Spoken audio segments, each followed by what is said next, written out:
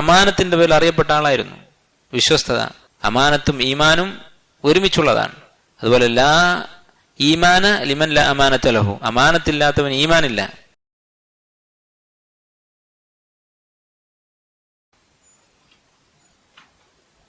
الرحيم الحمد لله رب العالمين وأشهد أن لا إله إلا الله وحده لا شريك له ولي الصالحين وأشهد أن نبينا محمدا عبده ورسوله الصادق الأمين صلى الله عليه وعلى آله وأصحابه وأتباعه بإحسان إلى يوم الدين أما بعد. സഹോദരങ്ങളെ, നബി സല്ലല്ലാഹു അലൈഹി വസല്ലം സ്വർഗമുണ്ട് എന്ന് സന്തോഷ വാർത്ത അറിയിച്ചിട്ടുള്ള 10 സ്വഹാബിമാരുടെ സീറ, അവരുടെ ജീവചരിത്രം ആയിരുന്നു നമ്മൾ വായിച്ചു തുടങ്ങിയത്. അതിൽ 6 സ്വഹാബത്തിന്റെ ചരിത്രം നമ്മൾ വിശദീകരിച്ചു. 4 ഖലീഫമാരും പിന്നെ സുബൈർ ബിൻ അവ്വാം, അതുപോലെ ത്വൽഹ ഇബ്നു ഉബൈദില്ലാഹ് റളിയല്ലാഹു അൻഹുമ. ഇങ്ങനെ 6 സ്വഹാബത്തിന്റെ ചരിത്രം നമ്മൾ മനസ്സിലാക്കി. അടുത്തയാൾ 7ാമത്തെ സ്വഹാബി അബ്ദുറഹ്മാൻ ബിൻ ഔഫ് റളിയല്ലാഹു അൻഹു ആണ്. അദ്ദേഹം നബി സല്ലല്ലാഹു അലൈഹി വസല്ലമയുടെ പരമ്പരയിൽ ജനിച്ചിട്ടുള്ള ആളാണ്. അഥവാ നബി സല്ലല്ലാഹു അലൈഹി വസല്ലമയുടെ പൂർവികർ തന്നെയാണ് അദ്ദേഹത്തിൻ്റെയും പൂർവികരായിട്ടുള്ളത്. അദ്ദേഹത്തിന്റെ പേര് അബ്ദുറഹ്മാൻ ബിൻ ഔഫ് ഇബ്നി അബ്ദി ഔഫ് ഇബ്നി അബ്ദി ഇബ്നി അൽ ഹാരിസ് ഇബ്നി സഹ്റ ഇബ്നി കിലാബ്. ഈ കിലാബ് എന്ന് പറയുന്ന പിതാവ് നബി സല്ലല്ലാഹു അലൈഹി വസല്ലമക്കും അദ്ദേഹത്തിന്റെ പരമ്പരയിലും ഉള്ളയാളാണ്. അദ്ദേഹത്തിന്റെ ഉപ്പ ജാഹിലിയ കാലത്ത് തന്നെ മരണപ്പെട്ടു പോയി. ഉമ്മ ഷിഫ ബിൻതു ഔഫ് എന്നാണ് അവരുടെ പേര്. അവര് ഇസ്ലാം സ്വീകരിച്ചു, റളിയല്ലാഹു അൻഹ. ഇസ്ലാം സ്വീകരിക്കുകയും മദീനയിലേക്ക് ഹിജ്റ പോവുകയും ചെയ്തിട്ടുണ്ട്. ഇദ്ദേഹം അറിയപ്പെടുന്നത് അസ്സാദിഖുൽ ബാർ എന്ന പേരിലാണ്. അസ്സാദിഖ് അൽ ബാർ. സാദിഖ് എന്ന് പറഞ്ഞാൽ സത്യസന്ധൻ, അൽ ബാർ എന്ന് പറഞ്ഞാൽ പുണ്യം ചെയ്യുന്നവൻ എന്നാണ് ഭാഷയിൽ അർത്ഥം. പക്ഷെ സാധാരണ തനിക്ക് കടപ്പാടുള്ള ഒരാളോട്, മാതാപിതാക്കളോട്, അതുപോലെ നമുക്ക് കടപ്പാടുള്ള ആളുകളോട് നന്മ ചെയ്യുക, അവർക്ക് ഖിദ്മത്ത് ചെയ്യുക, ആ അർത്ഥത്തിലാണ് ബിർ എന്നുള്ള വാക്ക് സാധാരണ ഉപയോഗിക്കാറുള്ളത്. മറ്റു വ്യക്തികളുമായി ചേർത്ത് പറയുമ്പോൾ അങ്ങനെയാണ് അർത്ഥം. നമ്മളെക്കാൾ മുതിർന്ന ഒരാളോട്, നമ്മൾ ബഹുമാനിക്കുന്ന ഒരാളോട് താഴ്മയോടെ അനുസരണയോടെ പെരുമാറുക, അവർക്ക് വേണ്ട കാര്യങ്ങൾ ചെയ്തു കൊടുക്കുക, ഇതാണ് ബിർ എന്നുള്ള വാക്കിന്റെ ഒരർത്ഥം. ആ അർത്ഥത്തിലാണ് അദ്ദേഹത്തിന് ഈ പേര് വന്നത്. എന്തുകൊണ്ടാണ് ആ പേര് വന്നത് എന്ന് പിന്നീട് വിശദീകരിക്കും ഇൻഷാ അല്ലാഹ്. നബി സല്ലല്ലാഹു അലൈഹി വസല്ലമയേക്കാൾ 10 വയസ്സ് കുറവായിരുന്നു അദ്ദേഹത്തിന്. ആനക്കലഹ സംഭവം, നബി സല്ലല്ലാഹു അലൈഹി വസല്ലമ ജനിച്ച വർഷം, ആ വർഷം കഴിഞ്ഞ് 10 വർഷം കഴിഞ്ഞിട്ടാണ് അബ്ദുറഹ്മാൻ ബിൻ ഔഫ് റളിയല്ലാഹു അൻഹു ജനിക്കുന്നത്. അദ്ദേഹം ജാഹിലിയ കാലത്ത് തന്നെ വളരെ നല്ല സ്വഭാവം കൊണ്ട് അറിയപ്പെട്ട ആളായിരുന്നു, സൽസ്വഭാവിയായി അറിയപ്പെട്ട ആളായിരുന്നു. അത് വളരെ പ്രധാനപ്പെട്ട ഒരു കാര്യമാണ്. നിങ്ങൾ ഈ സ്വഭാവത്തിന്റെ ഒക്കെ ചരിത്രം നോക്കിയാൽ, പ്രത്യേകിച്ച് മുതിർന്ന, അതുപോലെ ഈ 10 പേരുടെ കൂട്ടത്തിലും അതുപോലെ ബദരീങ്ങളുടെ കൂട്ടത്തിലും ഒക്കെ പെട്ട സ്വഹാബത്തിന്റെ ചരിത്രം നോക്കിയാൽ കാണാം, അവരൊക്കെ ജാഹിലിയത്തിലെ നല്ലവരായിരുന്നു. അന്ന് അവർക്ക് അറിയാവുന്ന നന്മകളൊക്കെ അവർ ചെയ്ത് ജീവിച്ചിട്ടുള്ളവരാണ്. നബി സല്ലല്ലാഹു അലൈഹി വസല്ലം ഒരു ഹദീസിൽ ഇക്കാര്യം പറഞ്ഞിട്ടുണ്ട്. ഇത് അവർക്ക് മാത്രം ബാധകമല്ല, എല്ലാ കാലത്തും പൊതുവായ നിയമമാണ്. ഖിയാറുക്കും ഫിൽ ജാഹിലിയ്യത്തി ഖിയാറുക്കും ഫിൽ ഇസ്ലാം ഇദാ ഫഖഹു. നിങ്ങളുടെ കൂട്ടത്തിൽ ജാഹിലിയത്തിൽ ആരാണോ മാന്യന്മാർ, ആരാണോ നല്ലവർ, അവർ തന്നെയായിരിക്കും മുസ്ലിം ആയാലും മുൻപിലെത്തുക. ഇദാ ഫഖഹു, ഒരു നിബന്ധനയുണ്ട്, അവർ ദീൻ പഠിച്ചാൽ. ദീൻ പഠിക്കുകയാണെങ്കിൽ അവർ തന്നെയായിരിക്കും മുസ്ലിം ആയാലും ഏറ്റവും നല്ല ആളുകളാവുക. കാരണം മനുഷ്യന്റെ സ്വഭാവങ്ങളിൽ പലതും ജന്മനാ മനുഷ്യന് കിട്ടുന്നതായിരിക്കും. സത്യസന്ധത, ധൈര്യം, ആത്മാർത്ഥത, അങ്ങനെയുള്ള പല സ്വഭാവങ്ങളും ജന്മന അള്ളാഹു മനുഷ്യർക്ക് കൊടുക്കുന്ന അനുഗ്രഹങ്ങളാണ്. അത് ചിലപ്പോൾ ഒരു മുശ്രിക്കിന് കിട്ടിയിട്ടുണ്ടാകും. അവന് ഇസ്ലാം സ്വീകരിച്ചാൽ അതേ സ്വഭാവം നല്ല മാർഗത്തിൽ ചെലവഴിക്കും, നല്ല മാർഗത്തിൽ അത് പ്രകടിപ്പിക്കും. അതുകൊണ്ടാണ് അങ്ങനെ പറഞ്ഞത്. പക്ഷെ പഠിച്ചിട്ടില്ലെങ്കിൽ അത് അവന് ഉപകാരപ്പെടണമെന്നില്ല.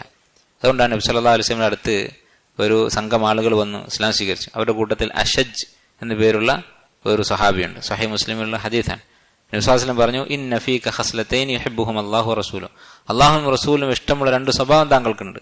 അദ്ദേഹം ചോദിച്ചു, അഖസ്ലതാനി ജുബിൽതു അലൈഹിമ അം തഖല്ലഖ്തു ബിഹിമ. ഞാൻ ശീലിച്ചുണ്ടാക്കിയ 2 സ്വഭാവങ്ങളാണോ, അതല്ല അള്ളാഹു എനിക്ക് ജന്മനാ നൽകിയ 2 സ്വഭാവങ്ങളാണോ? നബി സല്ലല്ലാഹു അലൈഹി വസല്ലം പറഞ്ഞു, ബൽ ഖസ്ലതാനി ജുബിൽതു അലൈഹിമ. അള്ളാഹു താങ്കൾക്ക് ജന്മനാ നൽകിയിട്ടുള്ള 2 സ്വഭാവങ്ങളാണ്. അൽ ഹിൽമു വൽ അനാ, സഹനശീലവും അവധാനതയും എന്ന് പറഞ്ഞു. അപ്പോൾ അള്ളാഹു ജന്മനാ കൊടുക്കുന്ന സ്വഭാവങ്ങൾ ഉണ്ടാകും. ചില പണ്ഡിതന്മാർ പറയുന്നത് അതാണ് കൂടുതൽ അഫ്ളലായിട്ടുള്ളത്. അതാണ് നമ്മൾ അധ്വാനിച്ച് നേടുന്ന സ്വഭാവങ്ങളെക്കാൾ നല്ലത്. എന്തുകൊണ്ടാണ്? അധ്വാനിച്ചുണ്ടാക്കിയ സ്വഭാവങ്ങൾ ഏത് നിമിഷവും നഷ്ടപ്പെടും. നമ്മൾ പൊതുവെ ഒരു ദേശക്കാരനാണ്, നമ്മൾ പരിശ്രമിച്ച് ക്ഷമ ശീലിച്ചു, പക്ഷെ അത് ഏത് നിമിഷവും നമ്മുടെ പഴയ സ്വഭാവം പുറത്തേക്ക് വരാം. പക്ഷെ ജന്മനാ കിട്ടിയ സ്വഭാവങ്ങൾ എന്നും നിലനിൽക്കും. അതുകൊണ്ടാണ് ഈ സ്വഹാബത്തൊക്കെ അവർ ജാഹിലിയ കാലത്ത് തന്നെ നല്ലവരായിരുന്നു എന്ന് പറയുന്നത്.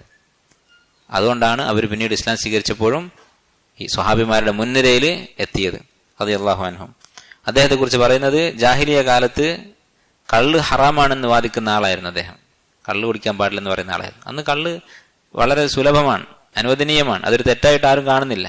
വ്യഭിചാരം അന്നേ തെറ്റായിട്ടാണ് അറബികൾ കാണുന്നത്. അവർ ചെയ്യുമായിരുന്നെങ്കിലും അതൊരു തെറ്റായിട്ടാണ് കാണുന്നത്. ഇന്നത്തെ നമ്മുടെ നാട്ടിലെ അവസ്ഥ തന്നെ. എല്ലാവരും അത് മോശമായിട്ടാണ് കാണുന്നത്. ചെയ്യുന്നവർ പോലും രഹസ്യമായിട്ടാണ് ചെയ്യുന്നത്. പല തെറ്റുകളും, മോഷണം, ഇതൊക്കെ തെറ്റായിട്ടാണ് ആളുകൾ കാണുന്നത്.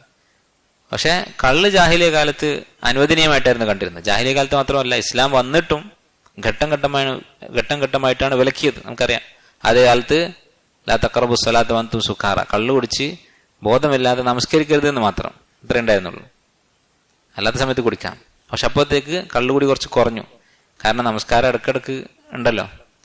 അപ്പോൾ സുബഹി കഴിഞ്ഞിട്ട് കുടിച്ചാൽ ളുഹറാകുമ്പോഴത്തേക്ക് അവൻ്റെ ലഹരി മാറിയിട്ടുണ്ടാവില്ല.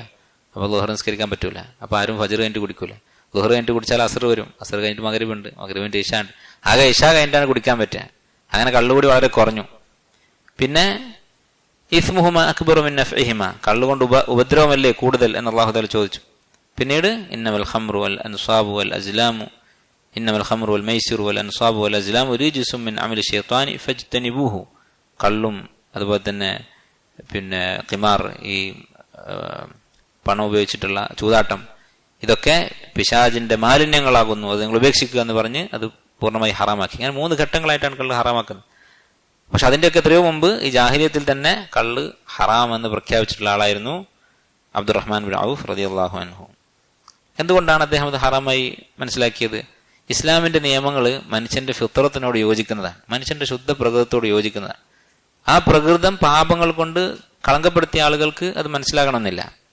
പക്ഷെ തെറ്റ് ചെയ്യാതെ മാന്യനായി ജീവിക്കുന്ന ഒരാൾക്ക് ഇസ്ലാമാണ് ശരിയെന്ന് ആരും പറഞ്ഞു കൊടുക്കേണ്ടി വരികയില്ല. അത് സ്വന്തം ബുദ്ധി കൊണ്ട് ചിന്തിച്ചാൽ തന്നെ അത് മനസ്സിലാകും. അദ്ദേഹം ഇസ്ലാം സ്വീകരിക്കുന്നത് വളരെ നേരത്തെയായിരുന്നു. തുടക്കത്തിൽ തന്നെ നബി സല്ലല്ലാഹു അലൈഹി വസല്ലം വന്ന ഉടനെ തന്നെ, റസൂലായി നിയോഗിക്കപ്പെട്ട ഉടനെ തന്നെ അദ്ദേഹം ഇസ്ലാം സ്വീകരിച്ചു. ആദ്യത്തെ 8 പേരിൽ ഒരാളാണ് അദ്ദേഹം. ആദ്യമായി ഇസ്ലാം സ്വീകരിച്ച 8 പേരിൽ ഒരാളാണ്. അപ്പോൾ അദ്ദേഹത്തിന് എത്ര വയസ്സായിരിക്കും? 30 വയസ്സ്. കാരണം നബി സല്ലല്ലാഹു അലൈഹി വസല്ലമക്ക് 40 വയസ്സുള്ള സമയത്താണ് നുബുവത്ത് കിട്ടുന്നത്. അദ്ദേഹത്തിന് അപ്പം 30 വയസ്സാണ്. ആ വർഷത്തിൽ തന്നെ, 1ാമത്തെ വർഷത്തിൽ തന്നെ അദ്ദേഹം ഇസ്ലാം സ്വീകരിച്ചു. അദ്ദേഹം ഇസ്ലാം സ്വീകരിച്ചതിന്റെ പേരിൽ ഒരുപാട് ഉപദ്രവിക്കപ്പെട്ടിട്ടുണ്ട്. അങ്ങനെ ഹബശയിലേക്ക് ഹിജറ പോയി, എത്യോപ്യയിലേക്ക് ഹിജറ പോയ ആളുകളുടെ കൂട്ടത്തിൽ അദ്ദേഹം ഉണ്ടായിരുന്നു. നമുക്കറിയാം, അവര് കടൽ തീരത്തേക്ക് പോയി. ഒരുപക്ഷെ ഇന്നത്തെ ജിദ്ദയായിരിക്കണം, അവിടെയാണ് മക്കൾക്കടുത്ത് കടലുള്ളത്. അവിടെ പോയി കപ്പൽ കയറി. അങ്ങനെ അവരുടെ പിന്നാലെ മുശ്രിക്കുകൾ പോയി. അവരെ കൊല്ലാൻ വേണ്ടിയിട്ട് ഹിജറ പോകാനും സമ്മതിക്കൂല. അങ്ങനെ അവർ പിന്നാലെ പുറപ്പെട്ടു. പക്ഷെ അതിനു മുമ്പ് തന്നെ, അവരെത്തുന്നതിന് മുമ്പ് ഒരു കപ്പൽ കിട്ടി. അതിൽ കയറി ഉസ്മാൻ ബിൻ മദ്ഊൻ റളിയല്ലാഹു അൻഹുവിന്റെ നേതൃത്വത്തിൽ ആ മുഹാജിറുകൾ ഹബശയിലേക്ക് പുറപ്പെട്ടു. പിന്നീട് നമുക്കറിയാം, മക്കയിലെ മുശ്രിക്കുകൾ, ഖുറൈശികളൊക്കെ ഇസ്ലാം സ്വീകരിച്ചു എന്നൊരു വാർത്ത പ്രചരിച്ചു. അത് കേട്ട് അവർ മക്കയിലേക്ക് മടങ്ങി. അങ്ങനെ മടങ്ങിയ കൂട്ടത്തിൽ ഇദ്ദേഹം മടങ്ങിയിരുന്നു. പിന്നീട് മദീനയിലേക്ക് വീണ്ടും ഹിജറ പോയി. മദീനയിലേക്ക് അദ്ദേഹം പോകുമ്പോൾ അദ്ദേഹം ഒരു മിസ്കീനായിട്ടാണ് പോകുന്നത്. കാരണം മക്കയിൽ നിന്ന് ഹിജറ പോകുന്ന ആളുകളുടെ കയ്യിൽ നിന്ന് സ്വത്ത് വകകളൊന്നും കൊണ്ടുപോകാൻ മുശ്രിക്കുകൾ സമ്മതിക്കുമായിരുന്നില്ല. അവരവിടെ പിടിച്ചു വെക്കുമായിരുന്നു. നിങ്ങൾ ആലോചിച്ച് നോക്കൂ, ഇന്ന് നമ്മൾ അനുഭവിക്കുന്ന പീഡനങ്ങളും അക്രമങ്ങളൊക്കെ എത്രയോ നിസ്സാരമാണ്. അവര് നാട്ടിൽ പീഡിപ്പിക്കും, നാട് വിടാൻ ഉദ്ദേശിച്ചാൽ ഒന്നും കൊണ്ടുപോകാൻ സമ്മതിക്കുകയില്ല. അങ്ങനെ അദ്ദേഹം ഒന്നുമില്ലാതെ മിസ്കീനായിക്കൊണ്ട് മദീനയിലേക്ക് ചെന്നു. റസൂലുള്ളാഹി സ്വല്ലല്ലാഹു അലൈഹി വസല്ലമ, നമുക്കറിയാം, മുഹാജിറുകളെയും അൻസാരികളെയും തമ്മിൽ മുആഖാത്ത് ചെയ്യുമായിരുന്നു. 2 പേരെ സഹോദരന്മാരാക്കും. ഒരു മുഹാജിറിനെയും ഒരു അൻസാരിയെയും സഹോദരന്മാരായിട്ട് പ്രഖ്യാപിക്കും. വലിയ ബന്ധമായിരുന്നു അവർ തമ്മിലുണ്ടായിരുന്നത്. ആദ്യകാലത്ത് അവർ തമ്മിൽ സ്വത്ത് പോലും കൈമാറുമായിരുന്നു. മരിച്ചു കഴിഞ്ഞാൽ ഇയാളുടെ സ്വത്തിലൊരു ഓഹരി തന്റെ സഹോദരൻ ഉണ്ടാകും. പിന്നീട് അത് ദുർബലപ്പെടുത്തിയതാണ്. അപ്പൊ അത്രക്ക് വലിയ ബന്ധം നബി സല്ലല്ലാഹു അലൈഹി വസല്ലം അവർക്കിടയിൽ സ്ഥാപിച്ചു, മുഹാജിറുകളും അൻസാറുകളും തമ്മിൽ. ഇത് നമുക്കൊരു പാഠമാണ്.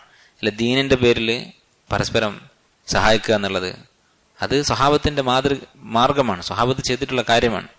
നമ്മളിന്ന് ഒരാൾ ഇപ്പോൾ ഇസ്ലാം സ്വീകരിച്ചിട്ട് നമ്മുടെ കൂട്ടത്തിൽ വന്നിട്ടുണ്ട്, നമ്മുടെ നാട്ടിലേക്ക് താമസം മാറി, നമ്മുടെ പള്ളിയിൽ നമ്മുടെ കൂടെ കൂടി, അവനൊരു രണ്ടാം തരം പൗരനായിട്ട്, കൂട്ടത്തിലൊരു രണ്ടാം തരം ആയിട്ടാണ് കാണുക. നഊദു ബില്ലാഹ്. നമ്മൾ വലിയൊരു അവസരമാണ് നഷ്ടപ്പെടുന്നത് അല്ലെ? സ്വഹാബത്ത് അവര് അൻസാരികൾ ഒരു മുഹാജിറിനെ കിട്ടിയാൽ അതിൽ സന്തോഷിക്കുമായിരുന്നു. അവർ ഹിജ്റ വന്നതിൽ സന്തോഷിക്കുമായിരുന്നു. അവർക്ക് വേണ്ടി ചെലവഴിക്കുക, സ്വന്തം ആവശ്യം മറന്നിട്ട് ചെലവഴിക്കും. വയുസിറൂന അലാ അൻഫുസിഹിം വലൗ കാന ബിഹിം ഖസാസ. അവർക്ക് പട്ടിണിയാണെങ്കിൽ പോലും ആലോചിച്ച് നോക്കൂ, പട്ടിണി കിടക്കുമ്പോൾ സ്വന്തം തടിയേക്കാളും അവർക്ക് പ്രാധാന്യം കൊടുക്കും. അവനവൻ പട്ടിണി കിടന്നിട്ട് മറ്റേയാൾക്ക് കൊടുക്കുമായിരുന്നു അല്ലെ? ഇതൊക്കെ നമുക്ക് മാതൃകയാണ്, കഥ പറയാനുള്ളതല്ല, നമ്മുടെ ജീവിതത്തിൽ പാലിക്കാനുള്ളതാണ്. നമ്മുടെ ജീവിതം ഒന്നേ ഉള്ളൂ. നമുക്കിനി രണ്ടാമത് സഹാബത്തിനെ പോലെ ജീവിക്കാൻ വേറൊരു ജീവിതമൊന്നുമില്ല. ഈ അവസരത്തിൽ ഇത്തരം മാതൃകകളൊക്കെ നമ്മൾ ജീവിതത്തിൽ പകർത്താൻ ശ്രമിക്കുക. അങ്ങനെ ഇദ്ദേഹത്തിന് സഹോദരനായിട്ട് കൊടുത്തത് സഅദ് ബിൻ റബീഅ എന്ന് പറയുന്ന അൻസാരിയായിരുന്നു. രണ്ടുപേരും മാതൃകയാണ്, അബ്ദുറഹ്മാൻ ബിൻ ഔഫും സഅദ് ബിൻ റബീഅയും. എങ്ങനെയാണ് ഒരാൾ ദീനിന്റെ പേരിൽ മറ്റൊരാളോട് സഹായം വാങ്ങേണ്ടി വന്നാൽ എങ്ങനെ പെരുമാറണം, സഹായിക്കുന്നവൻ എങ്ങനെ പെരുമാറണം, രണ്ടുപേർക്കും മാതൃകയാണ്. അബ്ദുറഹ്മാൻ ബിൻ ഔഫിന് സഹോദരനായി നബി സ്വല്ലല്ലാഹു അലൈഹി വസല്ലം നിശ്ചയിച്ചത് സഅദ് ബിൻ റബീഅനെയാണ്. സഅദ് ബിൻ റബീഅ എന്ന് പറയുന്ന സ്വഹാബി മദീനയിലെ വലിയ പണക്കാരനാണ്. സ്വഹീഹുൽ ബുഖാരിയിലുള്ള സ്വഹീഹായ ഹദീസാണ്. അദ്ദേഹം വലിയ പണക്കാരനാണ്. അദ്ദേഹം പറഞ്ഞു, അബ്ദുറഹ്മാൻ ബിൻ ഔഫിനോട് പറഞ്ഞു, ഇന്നി അക്സറുൽ അൻസാരി മാല, ഞാൻ അൻസാരികളിൽ ഏറ്റവും വലിയ സമ്പന്നനാണ്. ഫഅഖ്സിമു മാലി നിസ്ഫൈൻ, ഞാൻ എൻ്റെ പണം പകുതിയാക്കാം, പകുതി നിനക്കും പകുതി എനിക്കും എന്ന് പറഞ്ഞു. വലി ഇമ്രഅത്താൻ, ഇതൊന്നും നബി സല്ലല്ലാഹു അലൈഹി വസല്ലം പറഞ്ഞതല്ല, നിങ്ങൾ പകുതി സ്വത്ത് കൊടുത്തോളണം എന്ന് നബി സല്ലല്ലാഹു അലൈഹി വസല്ലം പറഞ്ഞതല്ല, അദ്ദേഹത്തിന്റെ വക അദ്ദേഹം പറയുന്നതാണ്. വലി ഇമ്രഅത്താൻ, എനിക്ക് 2 ഭാര്യമാരുണ്ട്. ഫൻദുർ അഅജബഹുമാ ഇലൈക്, അതിൽ ആരാണ് നിനക്ക് ഇഷ്ടപ്പെടുന്നതെന്ന് നീ നോക്കിക്കൊള്ളുക. ഫസമ്മിഹാലി ഉതല്ലിഖഹ, അവളുടെ പേര് പറഞ്ഞാൽ മതി, ഞാൻ തൊലാക്ക് ചെയ്യും. ഫഇദൻ ഖദത് ഇദ്ദതുഹാ ഫതസവ്വജ്ഹ, അവളുടെ ഇദ്ദ കഴിഞ്ഞാൽ നിനക്ക് അവളെ വിവാഹം കഴിക്കാം എന്ന് പറഞ്ഞു. സുബ്ഹാനല്ലാഹ്, അദ്ദേഹത്തിന്റെ ഒരു മനസ്സ് നോക്കും അല്ലെ? സ്വന്തം ഭാര്യയും സമ്പത്തും പകുതിയാക്കിയിട്ട് ഒരു പകുതി നിനക്ക്. ഖാല അബ്ദുറഹ്മാൻ ബിൻ ഔഫ് റളിയല്ലാഹു അൻഹു, അദ്ദേഹത്തിന്റെ സ്വഭാവം എന്താണ്? അദ്ദേഹം പറഞ്ഞു, ബാറക്കല്ലാഹു ലക ഫി അഹ്ലിക വ മാലിക്, നിന്റെ ഭാര്യയിലും നിന്റെ സമ്പത്തിലൊക്കെ അള്ളാഹു ബർക്കത്ത് ചെയ്യട്ടെ, നീ തന്നെ വെച്ചാൽ മതി. അയിന സൂഖുക്കും, നിങ്ങളുടെ അങ്ങാടി എവിടെ, മാർക്കറ്റ് എവിടെ എന്ന് ചോദിച്ചു. അധ്വാനിക്കാൻ കഴിയുമെങ്കിൽ അധ്വാനിക്കുക, മറ്റൊരാളുടെ ആശ്രിതനായിട്ട് ജീവിക്കാതിരിക്കാൻ പറ്റുമെങ്കിൽ മരണം വരെ അങ്ങനെ ജീവിക്കാനാണ് ഒരു മുഅ്മിൻ ശ്രമിക്കേണ്ടത്. അപ്പൊ അദ്ദേഹം ചോദിച്ചു, അയിന സൂഖുക്കും, എവിടെയാണ് മാർക്കറ്റ്? ഫദല്ലുഹു അല സൂഖി ബനി ഖൈനുഖാ, ബനു ഖൈനുഖാ ഗോത്രത്തിന്റെ അവരുടെ നാട്ടിലാണ്, അവർ താമസിക്കുന്ന ഏരിയയിലാണ് മദീനത്ത് വലിയ മാർക്കറ്റ് ഉള്ളത്. ആ മാർക്കറ്റ് കാണിച്ചു കൊടുത്തു. ഫമൻ ഖലബ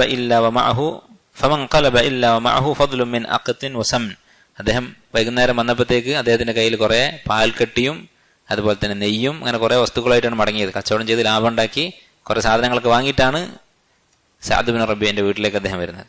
ثم تابع الغدو حتى اصبح لديه مال كثير, അധികം വൈകാതെ അദ്ദേഹം വലിയ സമ്പന്നനായി മാറി.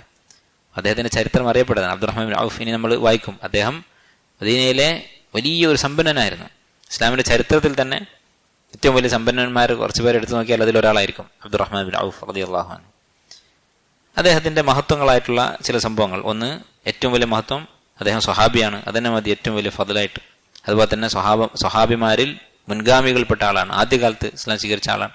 അതുപോലെ തന്നെ സ്വർഗമുണ്ട് എന്ന് നബി സല്ലല്ലാഹു അലൈഹി വസല്ലം പേരെടുത്ത് പറഞ്ഞ 10 പേരിൽ ഒരാളാണ്. അതുപോലെ ബദറിൽ പങ്കെടുത്തിട്ടുണ്ട്. അതുപോലെ എല്ലാ യുദ്ധങ്ങളും നബി സല്ലല്ലാഹു അലൈഹി വസല്ലമയുടെ കൂടെ എല്ലാ യുദ്ധങ്ങളിലും പങ്കെടുത്തിട്ടുണ്ട്, ഒരു യുദ്ധവും വിട്ടുപോയിട്ടില്ല. ഉഹദ് യുദ്ധത്തിൽ പലരും പിന്തിരിഞ്ഞോടി, ആ സമയത്ത് പിന്തിരിയാതെ ഉറച്ചു നിന്ന അപൂർവം സ്വഹാബിമാരെ ഉണ്ടായിരുന്നുള്ളൂ, അതിലൊരാളാണ് അദ്ദേഹം.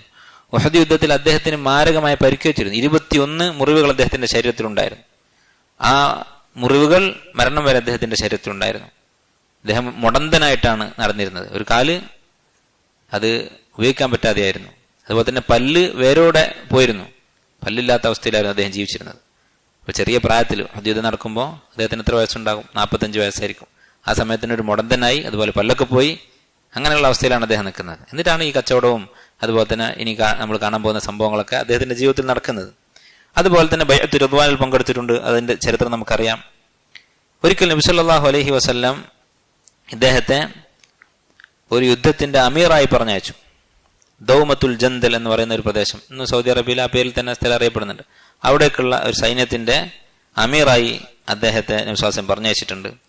ഇങ്ങനെ നബി സല്ലല്ലാഹു അലൈഹി വസല്ലമയുടെ കൂടെ ഒരു അനുയായിയായി, നബി സല്ലല്ലാഹു അലൈഹി വസല്ലമയുടെ ഒരു മുനാസിറായിട്ട്, പിന്തുണ നൽകുന്നവനായിട്ട് എല്ലാ യുദ്ധങ്ങളിലും പങ്കെടുത്ത് അതുപോലെ തന്നെ നബി സല്ലല്ലാഹു അലൈഹി വസല്ലം പ്രത്യേകമായി അദ്ദേഹത്തെ യുദ്ധങ്ങൾക്ക് അമീറായി പറഞ്ഞയച്ച് അങ്ങനെയൊക്കെ ത്യാഗങ്ങൾ സഹിച്ചിട്ടുള്ള ഒരു വ്യക്തിയാണ് അബ്ദുറഹ്മാൻ ബിൻ ഔഫ് റളിയല്ലാഹു അൻഹു. അദ്ദേഹത്തിന്റെ വലിയൊരു മഹത്വമാണ്, മറ്റൊരു മഹത്വമാണ് നബി സല്ലല്ലാഹു അലൈഹി വസല്ലമ അദ്ദേഹത്തിന്റെ പിന്നിൽ മഅ്മൂമായി നമസ്കരിച്ചിട്ടുണ്ട്. ഇത് വലിയൊരു സ്ഥാനമാണ്, അദ്ദേഹത്തിന് കിട്ടിയ വലിയൊരു അംഗീകാരമാണ്. അതെന്തായിരുന്നു സംഭവം? തബൂക്ക് യുദ്ധത്തിനുള്ള യാത്രക്കിടയിൽ നമുക്കറിയാം, ദീർഘമായ യാത്രയായിരുന്നു മദീനത്ത് നിന്ന് തബൂക്കിലേക്കുള്ള യാത്ര. ആ യാത്രക്കിടയിൽ നബി സല്ലല്ലാഹു അലൈഹി വസല്ലമ രാവിലെ ഉറങ്ങി എഴുന്നേറ്റ് മൂത്രം വയ്ക്കാൻ വേണ്ടി പോയി. ഞാൻ തിരിച്ചു വന്നപ്പോഴത്തേക്ക് കുറച്ച് സമയം വൈകി, കുറച്ച് ദൂരേക്ക് പോയിട്ട് മടങ്ങിയെത്താൻ വൈകി. അപ്പോൾ ഫജറിന്റെ നേരം തെറ്റുമോ എന്ന് പേടിച്ച് സ്വഹാബത്ത് ജമാഅത്ത് നമസ്കരിച്ചു. നബി സല്ലല്ലാഹു അലൈഹി വസല്ലം തിരിച്ചെത്തിയപ്പോൾ ഒരു റക്അത്ത് കഴിഞ്ഞിട്ടുണ്ട്. രണ്ടാമത്തെ റക്അത്തിൽ നബി സല്ലല്ലാഹു അലൈഹി വസല്ലം കൂടി അങ്ങനെ അവർ നമസ്കാരം പൂർത്തിയാക്കി. അപ്പോൾ അവർ ഇമാം നിർത്തിയത് അബ്ദുറഹ്മാൻ ബിൻ ഔഫിനെ ആയിരുന്നു റളിയല്ലാഹു അൻഹു. നബി സല്ലല്ലാഹു അലൈഹി വസല്ലം വന്ന് പിന്നിൽ നിന്നപ്പോൾ സഹാബത്തിനൊക്കെ പേടിയായി. അവര് തസ്ബീഹ് ചൊല്ലാൻ തുടങ്ങി. നബി സല്ലല്ലാഹു അലൈഹി വസല്ലം എത്തിയപ്പോൾ അവർക്ക് അത്രമാത്രം നബി സല്ലല്ലാഹു അലൈഹി വസല്ലം ബഹുമാനമുണ്ട്. അവർ ന്യായമായ കാര്യമാണ് ചെയ്തത്. റസൂൽ വൈകുമോ എന്ന് വിചാരിച്ചിട്ട് അവർ ഇമാമ് നിന്നു. പക്ഷെ നബി സല്ലല്ലാഹു അലൈഹി വസല്ലം എത്തിയപ്പോൾ അവർക്ക് പേടിയായി. നബി സല്ലല്ലാഹു അലൈഹി വസല്ലമയുടെ മുന്നിൽ ഇമാമെന്ന് നമസ്കരിക്കുകയോ, അത്രമാത്രം ബഹുമാനം അദ്ദേഹത്തോട് അവർക്കുണ്ടായിരുന്നു. നമ്മളും അങ്ങനെ ആകണം. നമ്മൾ എങ്ങനെയാണ് നബി സല്ലല്ലാഹു അലൈഹി വസല്ലം ബഹുമാനിക്കേണ്ടത്? നബി സല്ലല്ലാഹു അലൈഹി വസല്ലമയുടെ സുന്നത്തിനോടാണ് നമ്മൾ ബഹുമാനം കാണിക്കേണ്ടത്. ഒരു കൽപ്പന നബി സല്ലല്ലാഹു അലൈഹി വസല്ലമയുടേതായിട്ട് വന്നാൽ അത് നമ്മൾ ധിക്കരിക്കുന്നതിനെയാണ് നമ്മൾ പേടിക്കേണ്ടത്. കാരണം നബി സല്ലല്ലാഹു അലൈഹി വസല്ലമ നബിയായത് വഹ്യ് ഉള്ളത് കൊണ്ടാണ്. ആ വഹ്യ് ഇപ്പോൾ നമ്മുടെ മുന്നിലുണ്ട്. അതുകൊണ്ട് എങ്ങനെ നബി സല്ലല്ലാഹു അലൈഹി വസല്ലമയെ സ്വഹാബത്ത് ബഹുമാനിച്ചോ ആ ബഹുമാനം നമ്മൾ കാണിക്കേണ്ടത് സുന്നത്തിനോടാണ്. അങ്ങനെ ഇവര് പേടിച്ച് തസ്ബീഹ് ചൊല്ലി. നമസ്കാരം കഴിഞ്ഞ് ഒരു റക്അത്ത് പൂർത്തിയാക്കി നബി സല്ലല്ലാഹു അലൈഹി വസല്ലമ അവരോട് തിരിഞ്ഞുകൊണ്ട് പറഞ്ഞു, അഹ്സൻതും, നിങ്ങൾ ചെയ്തത് നന്നായി, കാരണം സമയം തെറ്റുമായിരുന്നു അല്ലെങ്കിലും എന്ന് പറഞ്ഞ് വക്തിന് നമസ്കരിച്ചതിന്റെ പേരിൽ അവരെ അഭിനന്ദിക്കുകയുണ്ടായി. ഇത് തന്നെ മതി അദ്ദേഹത്തിന്റെ ഒരു ഫضലായിട്ട്, വലിയൊരു സ്ഥാനമാണ് അദ്ദേഹത്തിന് കിട്ടിയത്. അതുപോലെ തന്നെ നബി സല്ലല്ലാഹു അലൈഹി വസല്ലമ അദ്ദേഹത്തെ പുകഴ്ത്തിക്കൊണ്ട് പറഞ്ഞ മറ്റൊരു സംഭവമുണ്ട്.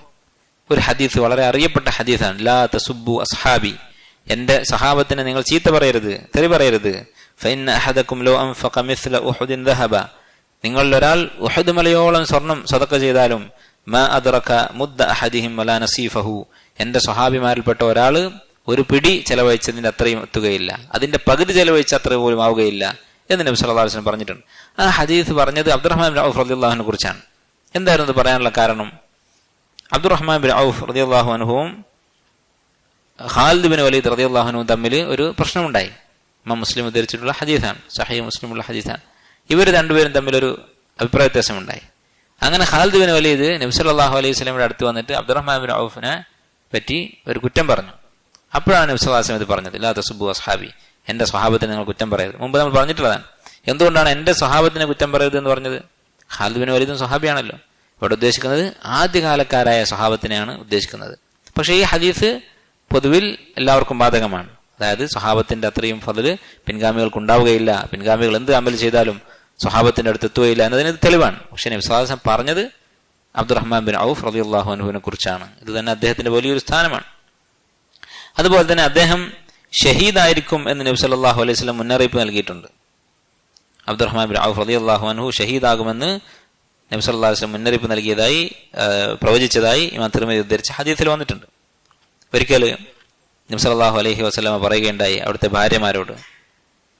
ഉമ്മു സലമ റളിയല്ലാഹു അൻഹ പറയുകയാണ്, ഖാല റസൂലുള്ളാഹി സ്വല്ലല്ലാഹു അലൈഹി വസല്ലം അലി അസ്വാജിഹി, നബി സല്ലല്ലാഹു അലൈഹി വസല്ലം അവസാന കാലത്ത് തന്റെ ഭാര്യമാരെ വിളിച്ചിട്ട് പറഞ്ഞു, ഇന്നല്ലദീ യഹ്നു അലൈകുന്ന മിൻ ബഅദി, എനിക്ക് ശേഷം നിങ്ങളോട് അലിവ് കാണിക്കുക, നിങ്ങളോട് അങ്ങേയറ്റത്തെ സ്നേഹം കാണിക്കുക, ലഹു അസ്സാദിഖുൽ ബാർ, അസ്സാദിഖുൽ ബാർ എന്ന് പറയുന്ന വ്യക്തിയായിരിക്കും. ആ പേര് അബ്ദുറഹ്മാൻ ബിൻ ഔഫിന്റെ ഒരു ലഖബാണ്, അദ്ദേഹത്തിന്റെ വിളിപ്പേരാണ് നമ്മൾ പറഞ്ഞിട്ടുണ്ട്. എന്താണ് പറയാൻ കാരണം? സ്വാദിഖ് എന്ന് പറഞ്ഞാൽ സത്യസന്ധൻ, തന്റെ ഈമാനിൽ ആത്മാർത്ഥതയുള്ളവൻ, വെറുതെ ആളെ കാണിക്കാൻ വേണ്ടി അല്ലെങ്കിൽ കൂടെ കൂടിയായിട്ട് മുസ്ലിമായി നടക്കുന്നവനല്ല, മനസ്സിൽ തട്ടിയ വിശ്വാസമുള്ള വ്യക്തി. അൽബാർ, ബിറുള്ളവൻ. ബിർ എന്ന് പറഞ്ഞാൽ ആ വാക്കിന്റെ അർത്ഥം മലയാളത്തിൽ ഒരു വാക്കില്ല യഥാർത്ഥത്തിൽ. ഒരു നല്ല കുട്ടി തന്റെ ഉപ്പയോട് എങ്ങനെയാണ് പെരുമാറുക, ഉമ്മയോട് എങ്ങനെയാണ് പെരുമാറുക, അതാണ് ബിർ എന്ന് പറയുന്നത്. അപ്പൊ അൽ അസ്വാദിഖുൽ ബാർ ആയിട്ടുള്ള അവനായിരിക്കും, അദ്ദേഹമായിരിക്കും നിങ്ങളോട്, എന്റെ ഭാര്യമാരോട് ഏറ്റവും കൂടുതൽ സ്നേഹത്തോടെ പെരുമാറുക എന്റെ കാലശേഷം എന്ന് നബി സല്ലല്ലാഹു അലൈഹി വസല്ലം പറഞ്ഞു. എന്നിട്ട് അവിടുന്ന് പ്രാർത്ഥിച്ചു, അല്ലാഹുമ്മ സ്ഖി അബ്ദുറഹ്മാൻ ഇബ്നു ഔഫ് മിൻ സൽസബീലിൽ ജന്ന, അല്ലാഹു അബ്ദുറഹ്മാൻ ബിൻ ഔഫിന് സ്വർഗത്തിലെ സൽസബീൽ എന്ന് പറയുന്ന അരുവിയിൽ നിന്ന് നീ വെള്ളം കുടിപ്പിക്കണേ. അപ്പോൾ ഉദ്ദേശിച്ചത് അദ്ദേഹത്തെയാണ് എന്ന് വ്യക്തമായി. നബി സല്ലല്ലാഹു അലൈഹി വസല്ലം അങ്ങനെ പറഞ്ഞു. അപ്പോൾ നബി സല്ലല്ലാഹു അലൈഹി വസല്ലം നമുക്കറിയാം അദ്ദേഹത്തിന്റെ സ്വഭാവം കണ്ടിട്ട് തന്റെ കാലശേഷം അദ്ദേഹമായിരിക്കും ഇവർക്ക് തണലായി ഉണ്ടാവുക. അങ്ങനെ ഒരു ദുആ അദ്ദേഹത്തിന് കിട്ടിയിട്ടുണ്ട്. അദ്ദേഹം ഇതുപോലെയായിരുന്നു പ്രവർത്തിച്ചിരുന്നത്. അദ്ദേഹത്തിന്റെ നബി സല്ലല്ലാഹു അലൈഹി വസല്ലമയുടെ കാലശേഷം വഫാത്തായതിനു ശേഷം ഉമ്മഹാത്തുൽ മുഅ്മിനീനായിട്ടുള്ള അവിടുത്തെ ഭാര്യമാരെ അങ്ങേയറ്റം സ്നേഹത്തോടെ ബഹുമാനത്തോടെ ആയിരുന്നു അദ്ദേഹം പരിപാലിച്ചിരുന്നത്. അവരെ കൊണ്ട് അദ്ദേഹം ഹജ്ജിന് പോകുമായിരുന്നു. അതുപോലെ തന്നെ ഹജ്ജിന് പോകുന്ന സമയത്ത് അല്ലെങ്കിൽ മറ്റു പല യാത്രക്കും പോവുകയാണെങ്കിൽ അവർ ഒട്ടകപ്പുറത്തിരിക്കുന്ന ആ കട്ടില്, ഒട്ടകത്തിന്റെ പുറത്ത് വെച്ചിട്ടുള്ള ആ ഇരിപ്പിടം, അത് അദ്ദേഹം അതിന്റെ ചെറിയ ദ്വാരങ്ങളൊക്കെ ഉണ്ടെങ്കിൽ, ജനൽ പോലെയുള്ള വിടവുകളുണ്ടെങ്കിൽ അതിലൊരു തുണി മൂടിയിട്ട് അവരാരും കാണാത്ത വിധത്തിലായിരുന്നു അദ്ദേഹം കൊണ്ടുപോകാറുണ്ടായിരുന്നത്. ഇതൊക്കെ പറഞ്ഞാൽ ഇപ്പോൾ ചില ആൾക്കാർക്ക് നേരെ വിപരീതം മനസ്സിലാകാം. അവരെങ്ങനെ അവരുടെ ശരീരം മറച്ചു വെച്ചു എന്നുള്ളത് ഒരു കുറവായിട്ടാണ് ആളുകൾ കാണുക. മനുഷ്യന്റെ ഫിത്രത്ത് മാറിയതിന്റെ മറ്റൊരു ഉദാഹരണമാണിത്, അല്ലേ? നമുക്ക് വിലപിടിപ്പുള്ളൊരു വസ്തു അത് നമ്മൾ കാത്തു സൂക്ഷിക്കും. അതെന്തിനാണ്? അത് നാട്ടുകാർക്ക് കാണാനുള്ളതല്ല, അത് ഒരു മനുഷ്യന്റെ അഭിമാനത്തിന്റെ ഭാഗമാണ്. ഒരു സ്ത്രീയുടെ പ്രത്യേകിച്ച് അഭിമാനത്തിന്റെ ഭാഗമാണ്. അവളെ മറ്റുള്ളവർ കണ്ട് ആസ്വദിക്കാനുള്ള അവസരം ഉണ്ടാകാതിരിക്കുക എന്നുള്ളത്, അല്ലേ? നെഞ്ചത്ത് കൈവച്ച് ഉത്തരം പറയാൻ സാധിക്കുമോ? സ്ത്രീകളോട് ചോദിച്ചാൽ ഇപ്പോൾ നമുക്കൊരു അള്ളാഹു ഒരു തെളിവ് കാണിച്ചു തന്നിട്ടുണ്ട്. ഈ കോവിഡ് വന്നു, ഇപ്പോൾ മാസ്ക് വെച്ചിട്ടാണ് ആളുകൾ നടക്കുന്നത്. സ്ത്രീകളൊന്ന് ആലോചിച്ച് നോക്കട്ടെ, ഈ മാസ്ക് വെച്ചിട്ട് ഒരു ആണിന്റെ മുന്നിൽ പോയി നിൽക്കുമ്പോൾ, എന്തെങ്കിലും സ്ഥാപനത്തിലോ കടയിലോ ഒക്കെ പോയി നിൽക്കുമ്പോൾ ഉണ്ടാകുന്ന പെരുമാറ്റമാണോ ഇതിനു മുമ്പ് നടന്നപ്പോൾ ഉണ്ടായിരുന്ന പെരുമാറ്റമാണോ അവർക്ക് അവരുടെ അഭിമാനത്തോട് യോജിക്കുന്നതായിട്ട് തോന്നുന്നത്? അവരോട് മാന്യമായിട്ട് കൂടുതൽ മാന്യതയുള്ള പെരുമാറ്റം എപ്പോഴാണ് അവർക്ക് കിട്ടുന്നത്? അവർക്ക് ഒരു അനുഭവം തെളിവുള്ള കാണിച്ചു കൊടുത്തിട്ടുണ്ട്, അല്ല? ഇങ്ങനെയുള്ള വികാരത്തോടു കൂടിയുള്ള നോട്ടം, അർത്ഥം വെച്ചുള്ള സംസാരങ്ങൾ, ഇതിൽ നിന്നൊക്കെ രക്ഷപ്പെടുക എന്നുള്ളത് വലിയൊരു അംഗീകാരമല്ലേ? അവർക്കുള്ള വലിയൊരു സംരക്ഷണമല്ലേ? അപ്പൊ അങ്ങനെ പോയിട്ട് ഒരു നോട്ടം കൊണ്ട് പോലും ഒരു അപമാനം അവർക്കുണ്ടാകരുത് എന്ന് വിചാരിച്ച അദ്ദേഹം അവരെ പൂർണ്ണമായും മൂടി പൊതിഞ്ഞായിരുന്നു ഈ വാഹനപ്പുറത്ത് കൊണ്ടുപോയിരുന്നത്. അതുപോലെ തന്നെ അവരെ ഹജ്ജിന് കൊണ്ടുപോകും. അവർ യാത്ര ചെയ്യുന്ന സമയത്ത്, ഈ ഒട്ടകപ്പുറത്ത് പോകുന്ന സമയത്ത് മലയിലുള്ള ഷെഅബ്, മലയിലുള്ള മലമ്പാതക്കാണ് ഷെഅബ് എന്ന് പറയാം. അങ്ങനെയുള്ളൊരു മലയിലൂടെയുള്ള വഴിയിൽ കയറിയാൽ അദ്ദേഹം വഴി പ്രത്യേകം നോക്കിയിട്ട് തിരഞ്ഞെടുക്കും. ഒരു സ്ഥലത്ത് നിന്ന് മറ്റൊരു ദൂരെ ഒരു സ്ഥലത്തേക്ക് പോവുകയാണ്. അപ്പോൾ ഏതെങ്കിലും കിട്ടിയ വഴിക്ക് അല്ലെങ്കിൽ എളുപ്പമുള്ള വഴിക്കല്ല പോവാ.